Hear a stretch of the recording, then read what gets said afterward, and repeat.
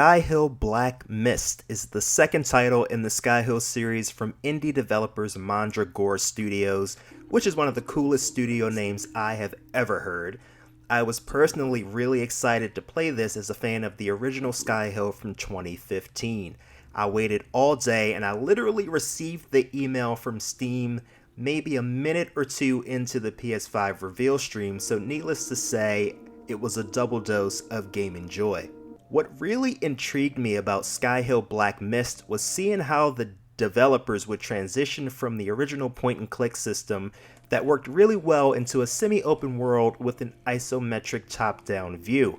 The game trailer set the tone for a creepy, mysterious experience that is survival at all costs.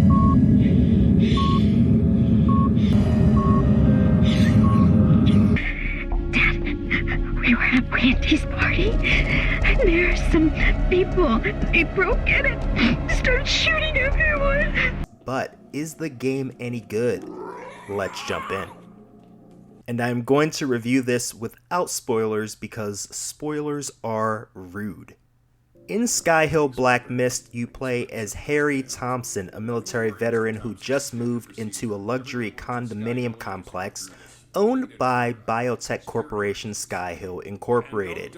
You work for Skyhill Incorporated, but something just isn't right.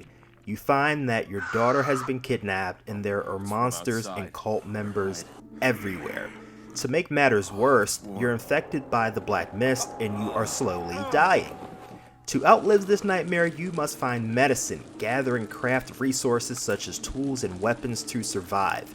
You head out on your quest for answers, and you head out on a quest to find your kidnapped daughter. Oh, and did I mention, you're stuck in a time loop. And then there's that creepy guy in the lobby, but I'll let you draw your own conclusions. Another lost soul. What is this place? So, you touched the obelisk. The first thing you see with any new game is its presentation. And while cartoony in its own right, Skyhill sets a pretty mysterious tone from the opening menu screen. Cutscenes unfold like a dark comic book, and as the game progresses, it creates tense moments between you and the monsters by forcing you to make choices that you may not want to make. What's great is that the game doesn't hold your hand. There will be times where you have to figure out things on your own, which I really enjoyed. The monsters are aplenty. You have your general monsters, your mid-level monsters, and then you have your big brute monsters. With a little practice, you can learn how to deal with them rather easily by not touching them at all. Fans of the original game will be happy to know that the core mechanics are still intact. You will receive phone calls and texts from your daughter in distress. You will search rooms for items to assist in your progression. You will find those passive skills around the various areas that you search, from food to weapons to crafting materials, and yes, fuses for those gosh darn fuse boxes are there as well. Oh, and don't forget about the elevator keycards. Skyhill stays true to its original formula while also putting more choice in the hands of the player with its semi-open environment. When you explore, make sure you check everything, because the game doesn't provide you with every searchable case or bag like the original game did.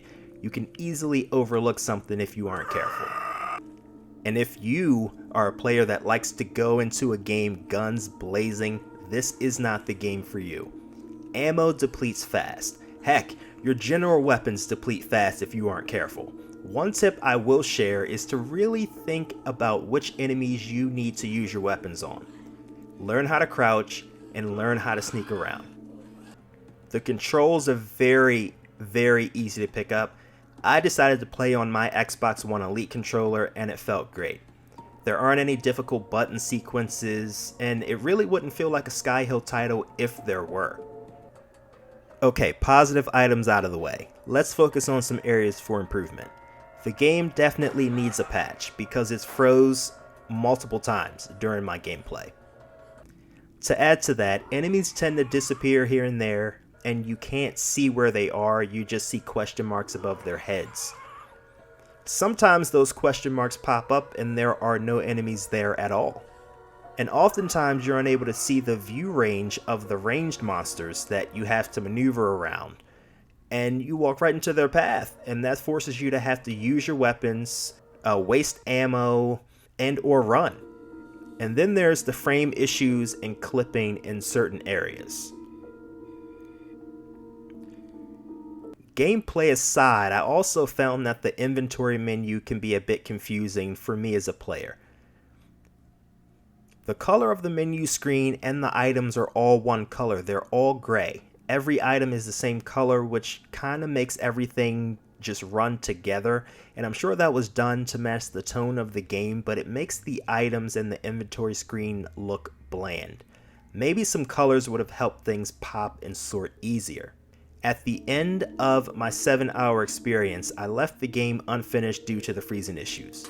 I do plan to finish the game, although I think I'll wait for a patch to do so, but all things considered, I think the game is solid, and while it isn't amazing, there is some fun to be had here. With a patch, I would consider this game certified, but in its current state, I would have to say, think twice. Skyhill Black Mist is currently available on Steam for $19.99, but it is currently 10% off until July 9th. Additional releases for Nintendo Switch, PS4, and Xbox One are being planned for an August release date. I do want to give a big thank you to the developers for providing me with a review copy for the game. I've really enjoyed what I've seen so far. When the game is working, I do plan to finish the game very, very soon. And that is my take on Skyhill Black Mist. Guys, let me know in the comments below what are your first impressions of the game. And if you enjoyed the review, I hope you press that like button and consider subscribing to the channel for more indie content. And I will catch you on the next one.